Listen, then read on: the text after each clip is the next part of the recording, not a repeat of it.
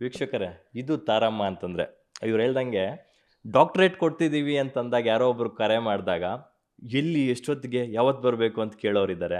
ಅಥವಾ ಇತ್ತೀಚಿನ ದಿನಗಳಲ್ಲಿ ನನಗೊಂದು ಡಾಕ್ಟ್ರೇಟ್ ಬೇಕು ಅಂತೇಳ್ಬಿಟ್ಟು ದುಡ್ಡು ಕೊಟ್ಟು ಡಾಕ್ಟ್ರೇಟ್ನ ಕೊಂಡುಕೊಳ್ಳೋರು ಕೂಡ ಇದ್ದಾರೆ. ಅದು ಸಾಕಷ್ಟು ಜನಕ್ಕೆ ಗೊತ್ತಿರ್ತಕ್ಕಂಥ ವಿಚಾರ. ಇವರ 40 ವರ್ಷಗಳ ಚಿತ್ರರಂಗದ ಸೇವೆ ಗುರುತಿಸಿ ನಿಮಗೆ ಈ ಥರ ಡಾಕ್ಟರೇಟ್ ಗೌರವವನ್ನು ನೀಡ್ತಾ ಇದ್ದೀವಿ ಅಂತಂದಾಗ ಅದನ್ನು ಅಂದರೆ ಬೇಡ ಅಂತ ತಿರಸ್ಕರಿಸಿದಂಥ ಮೊದಲ ಮಹಿಳೆ ಇವರೇ ಅನಿಸುತ್ತೆ. ಎಸ್, ಅದರ ಹೊರತಾಗಿ ಡಾಕ್ಟ್ರೇಟ್ ಪಡೆದು ನೀವು ಮನೆಗೆ ಬರ್ತೀರಾ. ನೀವು ಡಾಕ್ಟ್ರೇಟ್ ಪಡೆದಾಗ ಎಷ್ಟು ಖುಷಿ ಆಯಿತು ನನಗೆ ಗೊತ್ತಿಲ್ಲ. ನಿಮ್ಮನ್ನು ಅಭಿನಂದಿಸೋದಕ್ಕೆ ಇಡೀ ಚಿತ್ರರಂಗದ ತಾರೆಯರೆಲ್ಲ ಸೇರಿ ತಾರಮ್ಮನ ಮನೆಗೆ ಬರ್ತಾರಲ್ಲ, ಡಾಕ್ಟರ್ ತಾರಮ್ಮನ ಮನೆಗೆ. ಆ ವಿಡಿಯೋ ನೋಡಿ ನನಗಂತೂ ಆ 70s, 80s, 90s ಈಗಿನ ಕಾಲದ ಹೀರೋಯಿನ್ಸು ಎಲ್ಲರನ್ನೂ ಒಂದೇ ವೇದಿಕೆಯಲ್ಲಿ ಇದೇ ಮನೆಯಲ್ಲಿ ನೋಡಿದಾಗ ನನಗಾಗಿದ್ದ ಖುಷಿ ಅಂತೂ ನನಗೆ ಎಷ್ಟು ಖುಷಿಯಾಗಿದೆಯೋ ಇಡೀ ಚಿತ್ರರಂಗಕ್ಕೂ ಅಷ್ಟೇ ಖುಷಿಯಾಗಿದೆ. ಬಹುಶಃ ಭಾರತೀಯ ಚಿತ್ರರಂಗದಲ್ಲಿ ಈ ಥರದ ಒಂದು 70ಸಿಂದ ಈಗಿನ ಜನ್ರೇಷನ್ವರೆಗೂ ಎಲ್ಲ ಅಭಿನೇತ್ರಿಯರು ಒಟ್ಟಿಗೆ ಸೇರಿರೋದು ಇದೇ ಮೊದಲು ಅನಿಸುತ್ತೆ. ಹೌದು, ಅದನ್ನು ನನಗೆ ಹಿರಿಯ ಪತ್ರಕರ್ತರ ಕುಮಾರ್ ಅವರಿಂದ ಗೊತ್ತಾಯಿತು. ನನಗೆ ಮಹಿಳಾ ಯೂನಿವರ್ಸಿಟಿಯಿಂದ ತಗೊಂಡಿದ್ದಕ್ಕೆ ಮಹಿಳೆಯರ ಜೊತೆ ಸಂಭ್ರಮಿಸಬೇಕು ಅಂತಿತ್ತು. ಅದರ್ವೈಸ್ ನನಗೆಲ್ಲ ಚಿತ್ರರಂಗದ ಪುರುಷರು ಮಹಿಳೆಯರು ಎಲ್ಲರೂ ಒಂದೇ. ಆದರೆ ಒಂದು ಸ್ಪೆಷಲಾಗಿ ಮಹಿಳಾ ಯೂನಿವರ್ಸಿಟಿಯಿಂದ ಈ ಥರದೊಂದು ನನಗೊಂದು ಪದವಿ ಸಿಕ್ಕಿದೆ. ಅದರಿಂದ ಇದನ್ನು ಮಣಿಗಳ ಜೊತೆನೇ ಮಾಡಬೇಕು ಅಂತಿತ್ತು ನನಗೆ. ನಾನು ಒಂದಷ್ಟು ಅಂದರೆ ನನಗೆ ಹತ್ತಿರವಾದವರು ಮತ್ತು ನನ್ನ ಜೊತೆ ಕೆಲಸ ಮಾಡಿದವರು ಮತ್ತು ನನಗೆ ಮನಸ್ಸಿಗೆ ಇದ್ದವರು ಮತ್ತು ತೀರಾ ಇತ್ತೀಚೆಗೆ ಹೆಣ್ಮಕ್ಳು ಕೆಲವು ಇಬ್ಬರು ಮೂರು ಜನ ಜೊತೆ ಕೆಲಸ ಮಾಡಿಲ್ಲ. ಆದರೂ ಒಂದಷ್ಟು ಸಮಾರಂಭಗಳಿಗೆ, ಒಂದಷ್ಟು ಕೆಲಸಗಳಿಗೆ, ಸಮಾಜಮುಖಿ ಕೆಲಸ ಮಾಡಿದಾಗ ಅವರೆಲ್ಲ ಹೆಣ್ಮಕ್ಳು ಕೈ ಜೋಡಿಸಿದ್ರು ನನಗೆ. ಅಂಥ ಹೆಣ್ಮಕ್ಳನ್ನೆಲ್ಲ ಕರಿಬೇಕು ಅಂತ ಆಯಿತು. ನಾನು ಕರೆದಿದ್ರಲ್ಲಿ ಇಬ್ಬರು ಅಂದರೆ ಒಬ್ಬರು ಹಿಂದಿನ ದಿನ ಬರ್ತೀನಿ ಅಂತ ಆಸೆಪಟ್ಟು ಹೇಳಿದರು. ಆದರೆ ನಾನು ಇರಲಿಲ್ಲ ಮನೆಯಲ್ಲಿ. ಇನ್ನೊಬ್ಬರು ಅವರು ಸ್ವಂತದವ್ರನ್ನ ಏನೋ ಕಳ್ಕೊಂಡಿದ್ರು, ಅವ್ರು ಬರೋಕ್ಕಾಗಲಿಲ್ಲ ಅನ್ನೋದು ಬಿಟ್ಟರೆ ಪ್ರತಿಯೊಬ್ಬರು ಬಂದರು. ನನಗೆ ತುಂಬ ತುಂಬ ಸಂತೋಷ ಅನ್ನಿಸ್ತು. ಆಮೇಲೆ ನಾನು ಕೆಲವರಂತೂ ನಾನು ಬರಬೇಕಾದ್ರೆ ನಾನು ಸ್ವಲ್ಪ ಹೊತ್ತಿಗೆ ಮಾತ್ರ ಬರ್ತೀನಿ, ನನಗೆ ಇನ್ನೊಂದು ಪ್ರೋಗ್ರಾಮ್ ಇದೆ ಅಂದ್ಕೊಂಡೆಲ್ಲ ಹೇಳಿದ್ರು. ಆಮೇಲೆ ಕೆಲವರು ನಾನು ಮನೆಗೆ ಹೋಗಬೇಕು. ಆದರೆ ಏನೂ ಆಗಲಿಲ್ಲ. ಇಲ್ಲಿ ಬಂದ ತಕ್ಷಣ ಎಲ್ಲರೂ ಇದ್ದು ಖುಷಿಯಿಂದ ನಮ್ಮ ಜೊತೆ ಸಮಯ ಕಳೆದು ಅವರೇ ಅವ್ರ ಮನೆ ಥರ ಓಡಾಡಿಕೊಂಡು, ನಾನು ಬಳೆ ಶಾಸ್ತ್ರ ಅದೆಲ್ಲ ಇಟ್ಟಿದ್ದೆ. ಎಲ್ಲರೂ ಬಳೆ ತೊಡೋದ್ರಿಂದ ಭಾರತಿಯಮ್ಮ, ಹೇಮಾ ಚೌಧರಿರವರು, ಆಮೇಲೆ ಒಂದಷ್ಟು ಬಳೆಗಳನ್ನೂ ಕೈಗೆ ಇಟ್ಕೊಂಡು ನನ್ನ ಈ ಸೀರೆಗೆ ಮ್ಯಾಚ್ ಆಗುತ್ತೆ ಕಡೆ ಅಂತ. ಆಮೇಲೆ ಜೈಮಾಲ ಅಮ್ಮ, ನಾನು ಮದುವೆಗೆ ಈ ಥರ ಸೀರೆ ತೊಗೊಂಡಿದ್ದೀನಿ, ನಾನು ಈ ಬಳೆ ಅಂದರೆ ತುಂಬ ಖುಷಿ ಅನ್ನಿಸ್ತು ನನಗೆ. ಹಳೆಯ ಸಂಪ್ರದಾಯ ನಾವು ಮರೆತುಬಿಟ್ಟಿದ್ವಿ, ಬಳೆ ತೊಡಸ್ಕೊಳ್ಳೋದು ಅದು ಎಲ್ಲನೂ ಬರೀ. ಆಮೇಲೆ ನಾನು ಪೂಜಾ ಅಂತ ಹೇಳಿ ಆ ಹುಡುಗಿಗೆ ಇದು ಕೊಟ್ಟಿದ್ದೆ. ಇದನ್ನೆಲ್ಲ ಅವಳೇ ಅಲಂಕಾರ ಮನೆಯದು ಅದೆಲ್ಲ ಮಾಡಿದ್ದಿದ್ದು ಪಾಪ.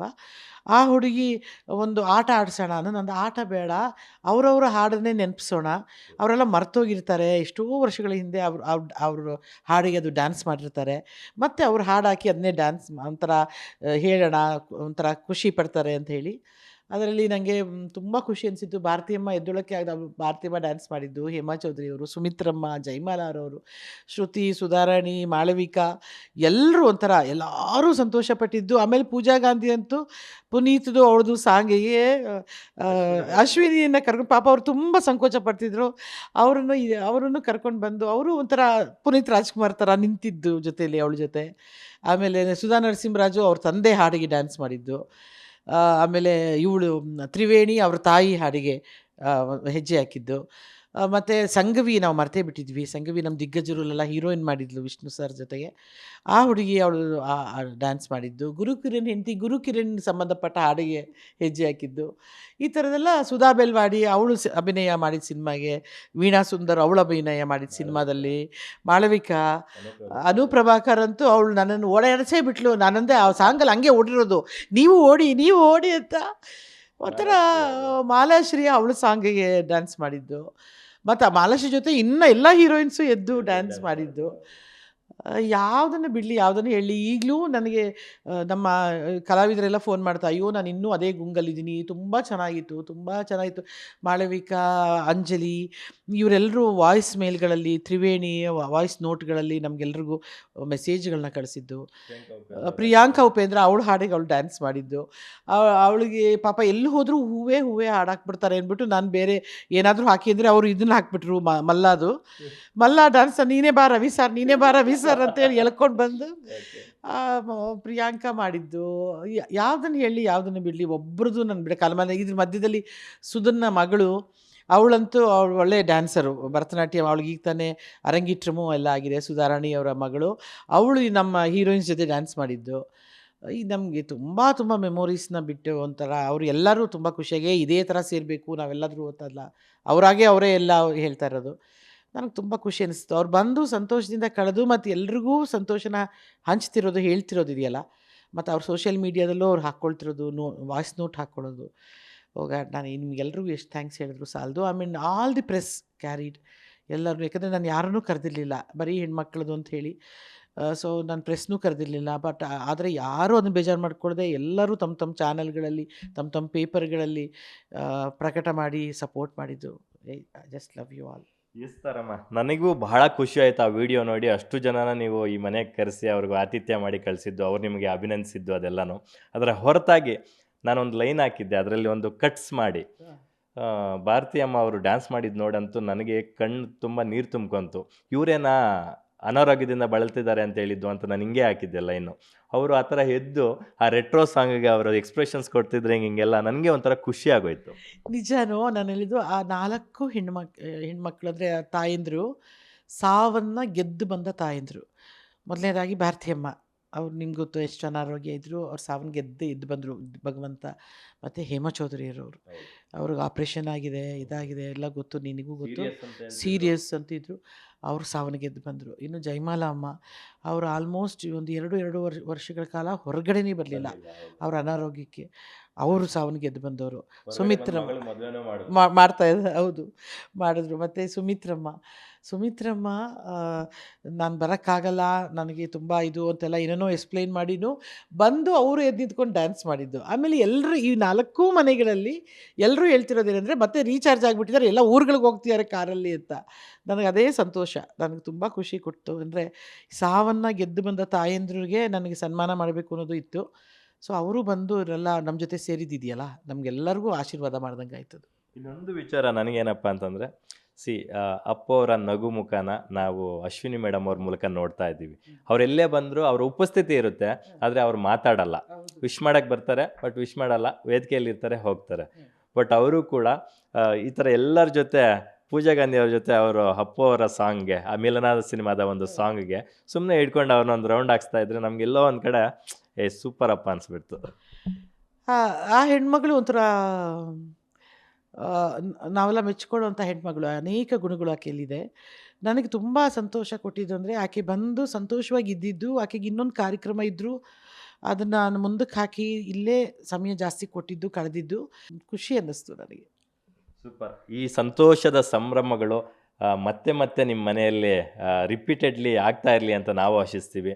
ಕೊನೆಯದಾಗಿ ಒಂದೆರಡು ಮಾತು ಕೇಳೋದಾದರೆ, ಡಾಕ್ಟರ್ ತಾರಾ ಅನುರಾಧ ಅವ್ರಿಗೆ ಈಗ ಡಾಕ್ಟ್ರೇಟ್ ಬಂದಿರೋದ್ರಿಂದ ಮತ್ತಷ್ಟು ಜವಾಬ್ದಾರಿಗಳು.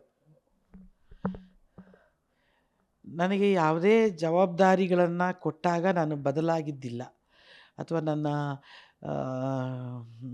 ನನ್ನ ವೈಯಕ್ತಿಕ ಕ್ಯಾರೆಕ್ಟರ್ ಆಗಲಿ, ಅಥವಾ ನಾನು ನಡ್ಕೊಳ್ಳೋ ರೀತಿ ಆಗಲಿ, ನನ್ನ ಆಂಗಿಕ ಇದಾಗಲಿ ನಾನು ಯಾವತ್ತೂ ಬದಲಾಗಿಲ್ಲ, ಬದಲಾಗೋದು ಇಲ್ಲ. ಎಲ್ಲ ಪದವಿಗಳು, ಗೌರವಗಳು ಮತ್ತು ಯಾವುದೇ ಪ್ರಶಸ್ತಿಗಳು ನಮ್ಮನ್ನು ಹುರಿದುಂಬಿಸಿ ಬೆನ್ನು ತಟ್ಟಿ ಮುಂದೆ ನಡೀರಿ ಅಂತ ಹೇಳೋವಂಥದ್ದು ಅಂತ ಅಂದ್ಕೊಳ್ತೀನಿ. ನಮಗೆ ಮಾರ್ಗದರ್ಶನ ಮಾಡ್ಕೊಳ್ಳೋದು ಅಂತ ಅಂದ್ಕೊಳ್ತೀನಿ. ಇದಕ್ಕೆಲ್ಲದಕ್ಕೂ ಕಾರಣರಾಗಿರೋ ಎಲ್ಲ ಮಹನೀಯರಿಗೂ, ಎಲ್ಲರಿಗೂ ಅವರ ಪಾದಾರವಿಂದಗಳಿಗೆ ನಾನು ನಮಸ್ಕಾರ ಮಾಡ್ತೀನಿ. ನನಗೆ ಒಂದು ಪ್ರತಿ ಸತಿ ಯಾವಾಗಲೂ ನನ್ನ ಕುಟುಂಬ, ಅದು ನನ್ನ ಮನೆಯ ತಾಯಿ ಮನೆಯವರ ಆಗಿರ್ಬೋದು, ಅಥವಾ ನನ್ನ ಯಜಮಾನರ ಮನೆಯಾಗಿರ್ಬೋದು, ಮತ್ತು ಇಡೀ ಚಿತ್ರರಂಗ, ಇಡೀ ನನ್ನ ಪಕ್ಷದ ಗುರು ಹಿರಿಯರು, ಮತ್ತು ರಾಜಕೀಯದಲ್ಲಿ ಅದಕ್ಕಿಂತ ಹೆಚ್ಚಾಗಿ ನನ್ನನ್ನು ಪ್ರೀತಿಸಿ ತಿದ್ದಿರುವಂಥ ಪತ್ರಕರ್ತರು, ಮಾಧ್ಯಮದವರು, ಹಾಗೂ ಎಲ್ಲದಕ್ಕಿಂತ ಮುಖ್ಯವಾಗಿ ನೀವು ಮಾಡುವಂಥ ಆಶೀರ್ವಾದವೇ ಇದಕ್ಕೆಲ್ಲ ಕಾರಣ ನಾನು ಭಾವಿಸ್ತೀನಿ.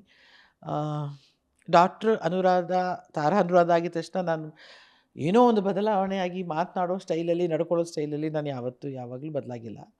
ಅದನ್ನು ನಿರೀಕ್ಷಿಸಲು ಬೇಡಿ. ನಾನು ಮೊದಲಿಂದ ಹೆಂಗಿದ್ದೀನೋ ಹಾಗೆ ಇರ್ತೀನಿ.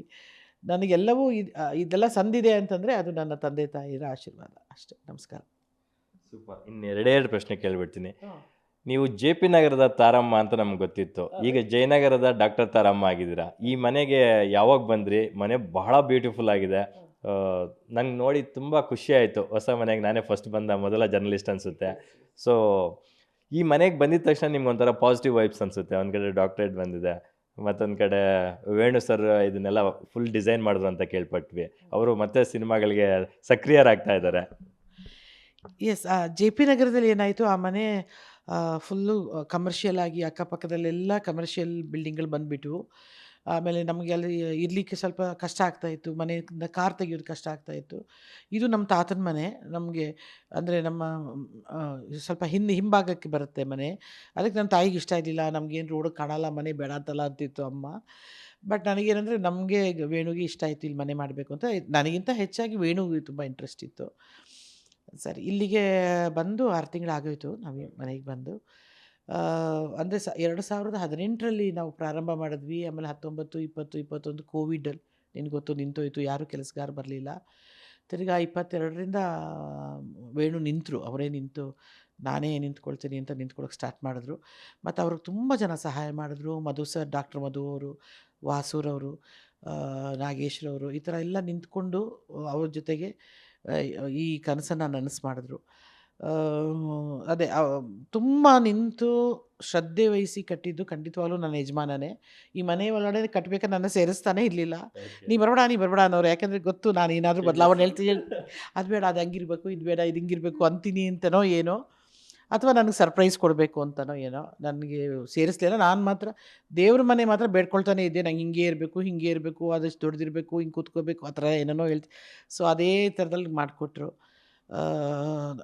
ಅಫ್ಕೋರ್ಸ್ ಸಾಲಗಳು ಮಾಡಿದ್ವಿ, ನ್ಯಾಚುರಲಿ ಎಲ್ಲರೂ ಮಾಡಿರ್ತಾರೆ ಅದು.